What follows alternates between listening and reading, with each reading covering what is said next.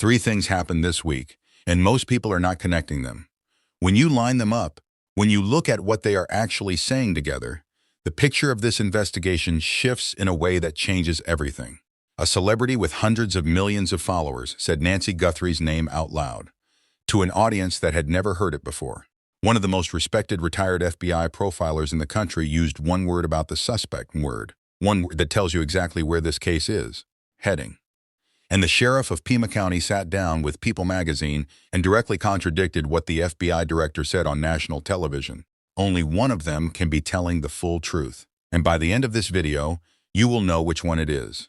Let us start with the celebrity moment, because this one matters more than most people realize. Jennifer Garner has been publicly following the Nancy Guthrie case.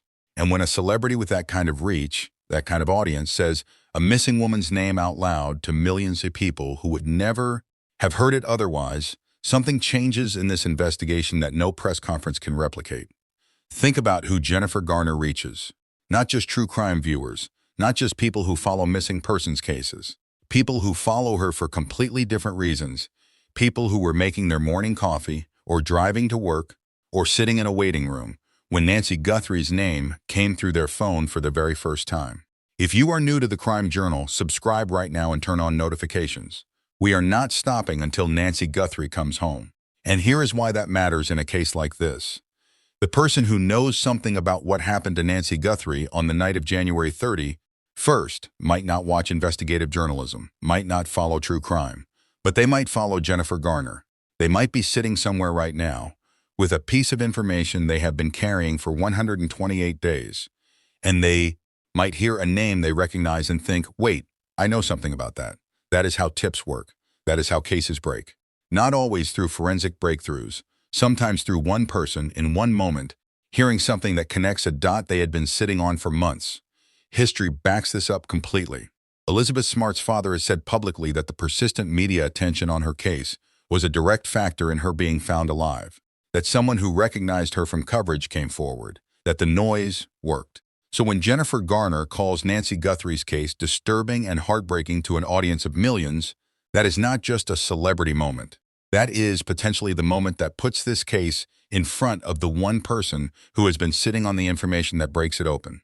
The more people who say Nancy Guthrie's name, the closer this investigation gets to the phone call that changes everything. Now let us talk about Jim Clemente, because what he said this week is one of the most important analytical assessments made about this case since the doorbell footage was released publicly. Jim Clemente spent 22 years as a supervisory special agent inside the FBI. He has spent his entire career studying the minds of people who do terrible things and figuring out exactly where they made the mistakes that led to their capture. And this week he used one word about the Nancy Guthrie suspect, bumbling.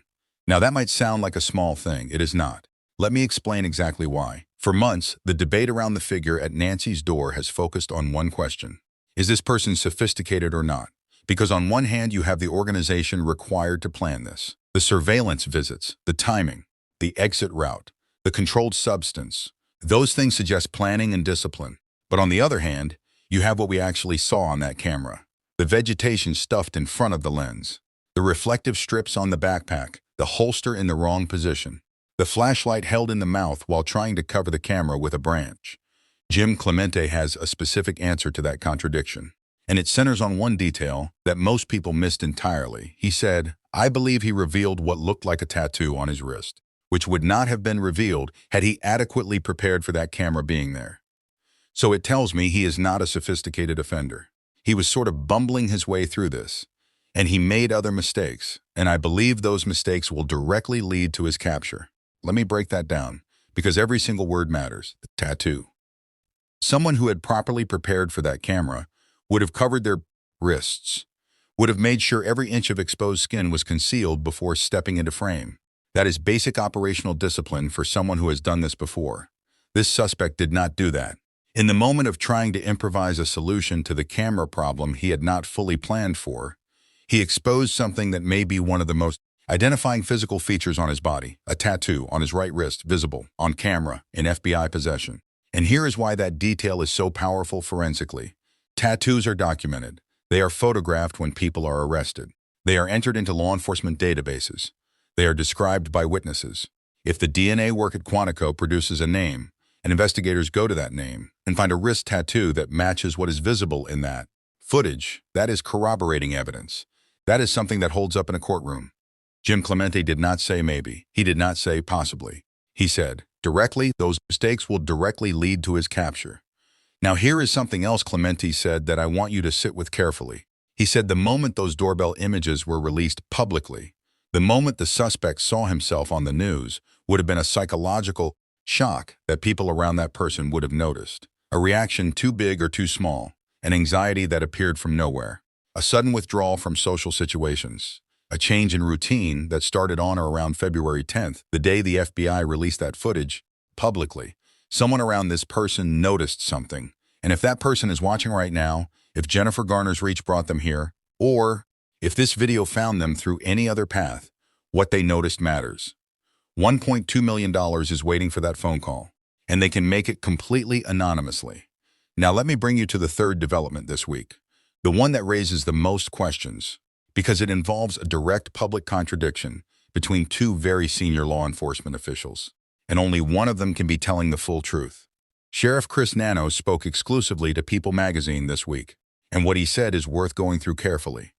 He said investigators are focused on digital evidence, specifically thousands and thousands of videos that investigators are working through. Ring cameras, traffic cameras, business cameras, every angle along every possible route someone could have traveled on the night of January 31st into February 1st. That is actually significant information, because it tells you the digital evidence trail extends far beyond what has been made public. Investigators are working a geography, a route, a series of timestamps along a grid of cameras covering the area between Nancy's home and wherever she was taken. That work, slow as it is moving in a direction. He also said tips are still coming in every single day, still, on day 128. That is not the language of a cold case.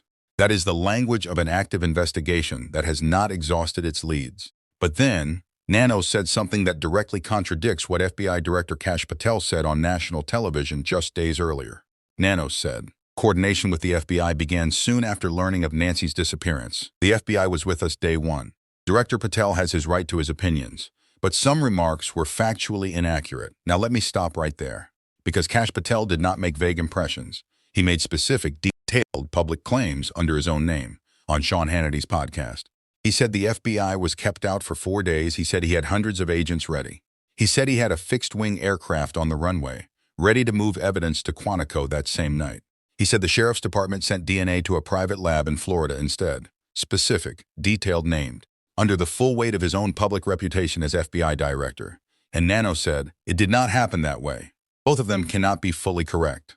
Either the FBI was kept out for 4 days, in which case Nanos is not being straight with the public, or the FBI was not kept out, in which case the director of the FBI made a false public claim about a sitting local law enforcement official.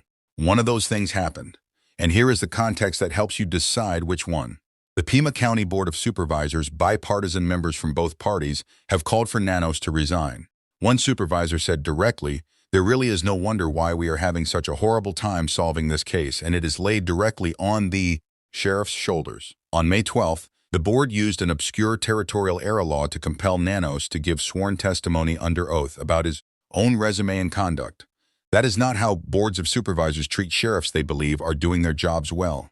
Sergeant Aaron Cross, who is inside that department, described the first week of this investigation as a chaotic, disorganized mess. That is not an outside critic. That is someone who was there. And the DNA, which FBI Director Patel said his agency was ready to process at Quantico on night one, sat in a private Florida lab for 11 weeks before finally arriving at Quantico. 11 weeks. With a fixed-wing FBI aircraft on the runway on night one, ready to take it. That is the record, and it speaks for itself. Now let me bring all three developments together, because the picture they form is specific. First, the public pressure on this case is growing, not shrinking. Jennifer Garner's reach combined with the sustained true crime community. Coverage means Nancy Guthrie's name is in front of more people right now than at any point since the early weeks of February. And every new person who hears that name is a potential witness, a potential tip, a potential person who recognizes something they have been sitting on for 128 days. Second, Jim Clemente told us something genuinely optimistic this week. Not in a this is almost over way, but in a the evidence is there and it will eventually speak way. Bumbling. The mistakes will directly lead to a capture. The tattoo on the wrist. The behavioral change when the images went public. These are not vague hopes.